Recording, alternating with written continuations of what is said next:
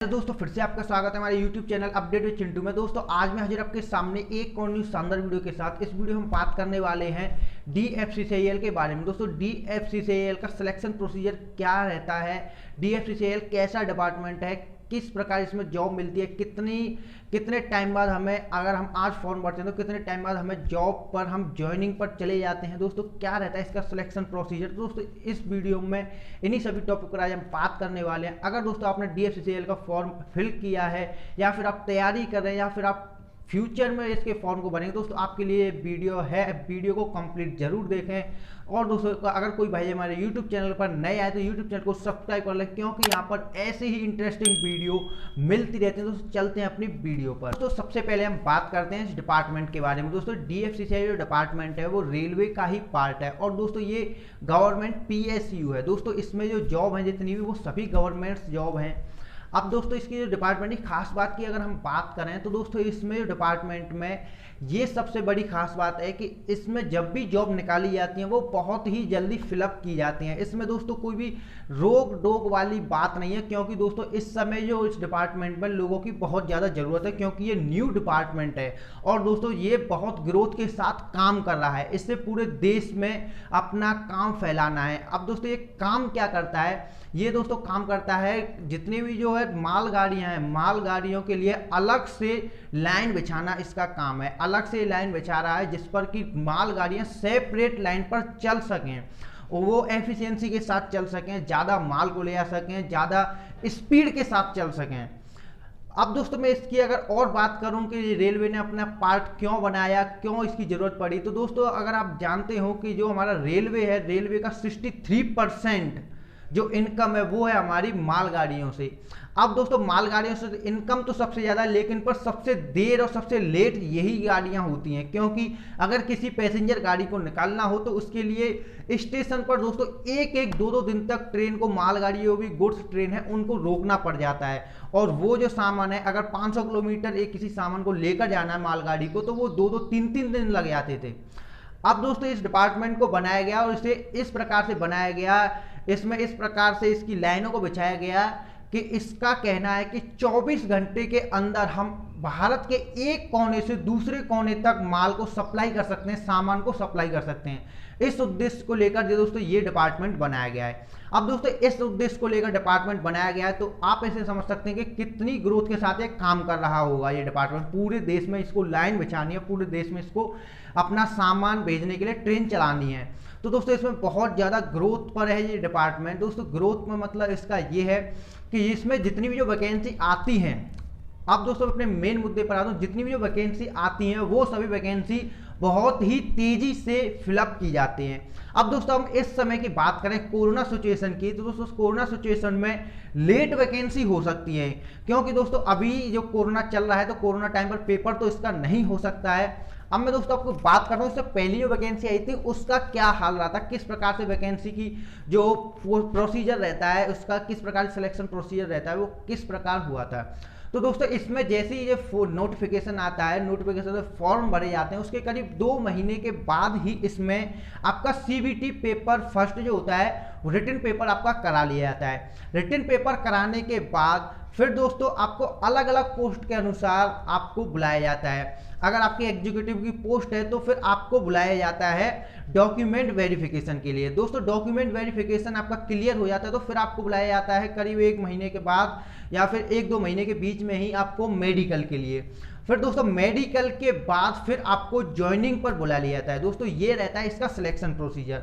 अब दोस्तों इसमें कंफ्यूजन वाली ये बात है कि इसमें जो सिलेक्शन प्रोसीजर है वो हर पोस्ट के लिए अलग है। दोस्तों हर पोस्ट के लिए अलग कैसे है, जैसे कि इसमें अलग अलग पोस्ट हैं, junior manager, junior executive, executive operation and BD और एग्जीक्यूटिव S&T। दोस्तों इन सभी पोस्टों के लिए अलग अलग सिलेक्शन प्रोसीजर है। अब दोस्तों अगर जूनियर मैनेजर की हम बात करें तो जूनियर मैनेजर की पोस्ट पर आपका इंटरव्यू होता है। पहले आपको CBT का जो टेस्ट है वो आपको क्वालिफाई करना है, फिर उसके बाद आपका होगा इंटरव्यू। अब दोस्तों हम दूसरी पोस्ट की बात करते हैं, एग्जीक्यूटिव ऑपरेशन एंड BD। दोस्तों एग्जीक्यूटिव ऑपरेशन एंड बीडी की पोस्ट के लिए आपको एक साइको टेस्ट क्लियर करना होता है। दोस्तों साइको टेस्ट CBET के नाम से ये टेस्ट होता है, कंप्यूटर बेस्ड एप्टीट्यूड टेस्ट। दोस्तों इस टेस्ट को क्वालिफाई करने के बाद ही आपको आगे की प्रोसेस के लिए आप क्वालिफाई होते हैं। अब दोस्तों हम बात करते हैं तीसरी जो है वो आपकी एग्जीक्यूटिव SNT। दोस्तों एग्जीक्यूटिव जो SNT जो पोस्ट है, इस पोस्ट के लिए आपको CBT टेस्ट क्वालिफाई करना है, उसके बाद आपको डायरेक्ट डॉक्यूमेंट वेरिफिकेशन के लिए जाना है। इसमें आपका कोई दूसरा टेस्ट नहीं होता है। अब दोस्तों इन सभी टेस्टों को देने के बाद फिर आपका होता है डॉक्यूमेंट वेरिफिकेशन। आपको वो डॉक्यूमेंट वेरिफिकेशन के लिए बुलाया जाता है, आपकी डॉक्यूमेंट वेरिफिकेशन किया जाता है।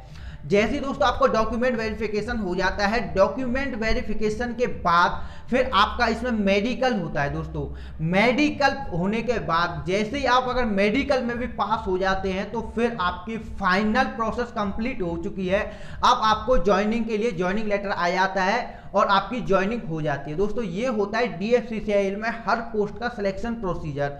अब दोस्तों अगर आपने जिस भी पोस्ट के लिए फॉर्म अप्लाई किया है, आप उसके लिए आप अपना लगा सकते हैं। अगर आपने जूनियर मैनेजर के लिए फॉर्म अप्लाई किया है तो फिर आपको इंटरव्यू की भी साथ तैयारी करनी होगी। अगर आपने ऑपरेशन BD के लिए फॉर्म भरा है तो फिर आपको साइको टेस्ट की तैयारी करनी होगी साथ ही। अगर दोस्तों आपने SNT एग्जीक्यूटिव के लिए फॉर्म भरा है तो फिर आपको ओनली ऑन CBT की तैयारी करें, कंप्यूटर बेस्ड टेस्ट एग्जाम की। उसके बाद आप अपने डॉक्यूमेंट वेरिफिकेशन और फिर मेडिकल, ये आप सिलेक्शन प्रोसीजर, इस प्रोसीजर को क्लियर करने के बाद आपके हाथ में होती है जॉब। अब दोस्तों अगर मैं इससे खास क्यों बता रहा हूं, ये डिपार्टमेंट DFCCIL खास क्यों है?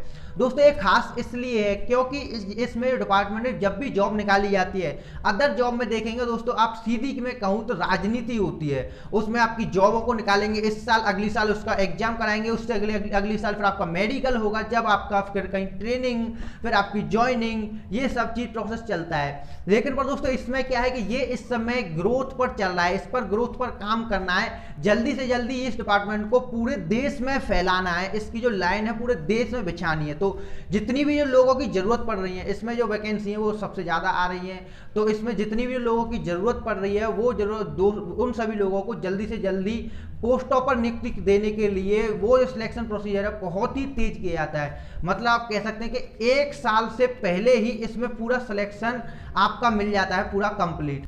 तो दोस्तों मैं आपसे फिर से कह रहा हूं कि अगर आप DFCCIL के फॉर्म भर दिया है तो आप तैयारी ढंग से करें, अच्छे तरीके से तैयारी करें। दोस्तों आपके लिए सबसे बेस्ट जॉब ये हो सकती है, फ्यूचर की सबसे अच्छा डिपार्टमेंट ये हो सकता है। दोस्तों फ्यूचर में बहुत ही ज़्यादा इस डिपार्टमेंट की ग्रोथ है।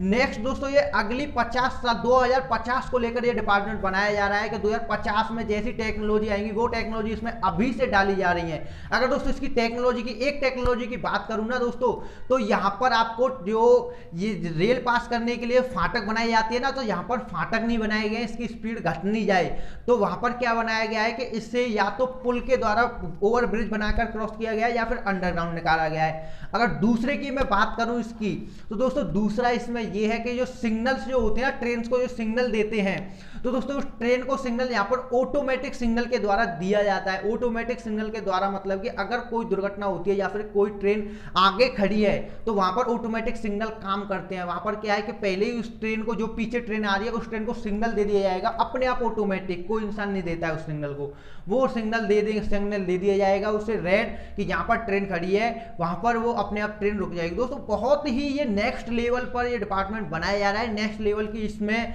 बहुत ही अच्छे लेवल की इसमें जो टेक्नोलॉजी का उपयोग किया जा रहा है। तो दोस्तों आपको न्यू टेक्नोलॉजी के साथ काम करने को मिलेगा, न्यू टेक्नोलॉजी के साथ जुड़ने को मिलेगा दोस्तों। तो इस डिपार्टमेंट को ना छोड़े। अगर दोस्तों इसकी अलाउंसेस की बात मैं और करूं दोस्तों, अलाउंसेस भी इसके बहुत ज्यादा अच्छे मिलते हैं, ऐसा कुछ नहीं है कि इसमें अलाउंसेस कम हो। तो दोस्तों यहाँ पर आपको सबसे पहली जो सुविधा मिलती है वो है आपकी मेडिकल की फैसिलिटी दी जाती है आपको। दोस्तों दूसरी जो फैसिलिटी है वो आपको मोबाइल और लैपटॉप। दोस्तों इस पर बहुत सारे फ्रेंड्स ऑब्जेक्शन उठाते हैं कि किस जॉब में मोबाइल एंड लैपटॉप की जो फैसिलिटी है वो दी जाती है। दोस्तों इस जॉब में आपको मोबाइल और जो लैपटॉप की फैसिलिटी दी जाती है, 2 साल में एक बार आपको पैसा दिया जाता है। इसके बाद दोस्तों आपको आपके बच्चों के लिए पैसा दिया जाता है, बच्चों को पढ़ाने के लिए चिल्ड्रन अलाउंस के नाम से। उसके बाद दोस्तों आपको फर्नीचर अलाउंस तक दिया जाता है, आपको फर्नीचर एक बार आपको फर्नीचर दिया जाता है, आप अपने घर में पूरा फर्नीचर भर सकें, फर्नीचर भी का ठेका भी इसी जॉब ने लिया है आपका।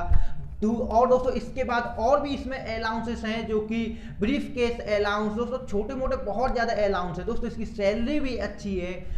कुल मिलाकर दोस्तों इसे अगर एक वर्ड में कहूँ तो काफ़ी ज़्यादा बेस्ट जॉब है दोस्तों। इसलिए आप इस समय तैयारी करें तो अच्छे से करें दोस्तों। इस टाइम पर, कोरोना टाइम पर, ये जॉब थोड़ी लेट हो सकती है, क्योंकि कोरोना का ये खत्म होगा ना माहौल, उसी के बाद इसका एग्जाम होगा। जैसे ही एग्जाम होगा, इसे ज़रूरत है लोगों की, आगे भी जॉब जल्दी ही आएंगी। उसके बाद दोस्तों इसमें जो अब जो जॉब आई है वो जॉब पर जल्दी से वैकेंसी फिलअप की जाएंगी, जल्दी से, जैसे ही कोरोना से राहत मिलती है।